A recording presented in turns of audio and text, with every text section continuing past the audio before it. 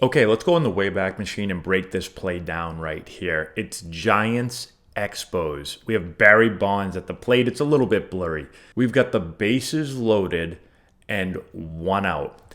And this is what happens. So Bonds is going to hit a high fly ball. You can see the umpire pointing up, calling the infield fly. The ball drops. The batter is out. The fielder picks the ball up and he goes and steps on home, thinks that the runner is forced out at home, but he's not. He's safe. The entire Expos team starts to complain, and the Giants score. So, let's go over the infield fly rule because it is quite amazing that a major league team did not understand the rule. First, I would like to thank Mike for sending this video over. I appreciate it. Anytime you have anyone has some play that they would like me to break down and talk about, please send it over. You can email it to matt@antonellibaseball.com. Okay, let's back up here for a second. We're going to back up and we're going to read the infield fly rule for everyone, okay? I've coached baseball for a long time, played for a long time. I've never seen this happen in a major league game that I've been a part of. But I have seen plays like this happen at lower levels. At high school, I've seen this happen multiple times where the ball drops and no one knows what to do. And if you go to even lower levels than that, you see it happen even more frequently. So it's a play you have to explain to players and you have to practice it. Even though it doesn't come up a ton, it will come up. I'm 100% sure of it. So let's read the infield fly rule. I looked up the exact definition on MLB's website because I want to get it word for word. It says, an infield fly is any fair fly ball, not including a line drive or a bunt, which can be caught by an infielder with ordinary effort when first and second or first, second, and third base are occupied before two men are out. The rule is in place to protect against a team allowing a fly ball to drop in with the intention of causing a forced play at second and third or second, third, and home. Otherwise, the team would be able to force out runners who had stayed put on a routine fly ball. In these situations, the umpire will declare infield fly, we saw him do that, for the benefit of the base runners as soon as it is apparent that the fly ball qualifies as an infield fly.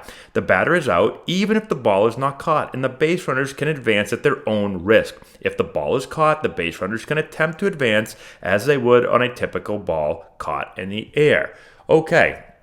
Hopefully my reading skills were okay there and I read it properly. So let's go back to the play now.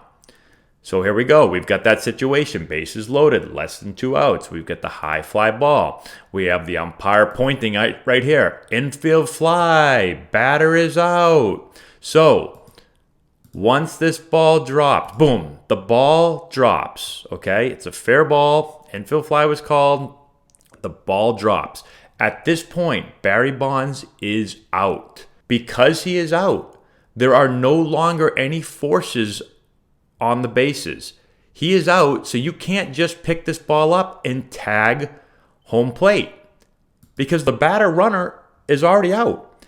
So he can go back. He can do whatever he wants. And so they have no idea. And so here they are, they're celebrating, right? But this guy right here, he knows, he's pointing. He's like, tag him, tag him.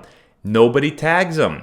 And the runner just waits, and then you can see the runner right here. He sneaks in and he touches the plate right there, and he's called safe. And now everybody gets pissed off. They're all screaming. Look at, they're yelling, he touched the plate. He touched the plate. No shit, he touched the plate, but that doesn't matter. And maybe my favorite part of all of this is when Frank Robinson, the manager of the Expos, comes out here in a second. Hold on, let me fast forward to when he comes out. All right, so he comes out here in a second. Okay, here he comes. So Frank comes out. Watch this. This is great. He comes out, and you're like, oh, Frank's going to come argue? What's he going to come? Is he going to come ask a question? No. He just comes over, and he's like, you all bunch of idiots, stop. Stop yelling. It didn't fail fly. And he just walks away. He literally walked all the way out there to just tell his team. I don't know if he said they were idiots, but he said something like, stop arguing. You can't read his lips because his back is to you. Now he just tells everyone, get the hell out of here. And then he just turns and he walks back. I would love to be in the clubhouse after this game. Look at even the fans. Like, nobody knows. Like, She has no idea what's going on, I guess. Like, nobody knows what's going on, apparently. But he went all the way out there just to scream at his team to shut up. And now he's going to come in. He's going to, that guy right there is already MFing his guys. Oh, that would be an amazing post-game clubhouse meeting. They're definitely going to have one. So, let me know your thoughts on this. If you knew this rule, if you didn't know this rule. Most people have heard of the infield fly, but not everyone knows the criteria that it has to be with runners at first and second or bases loaded, less than 2 outs. It has to be a fair ball. It has to be caught by an infielder with ordinary effort. So there's a lot of things that go into it. But again, make sure you practice it. Make sure you understand the rule because it's going to come up at pretty much every level at some point. And usually the ball's caught, but the lower the level, the more times the ball has a tendency to drop. And usually you don't see a drop in the big leagues. That's probably one of the reasons why these guys didn't know what to do, because typically infield pop-ups don't get dropped, but you still got to practice it. Anyways, let me know what you think.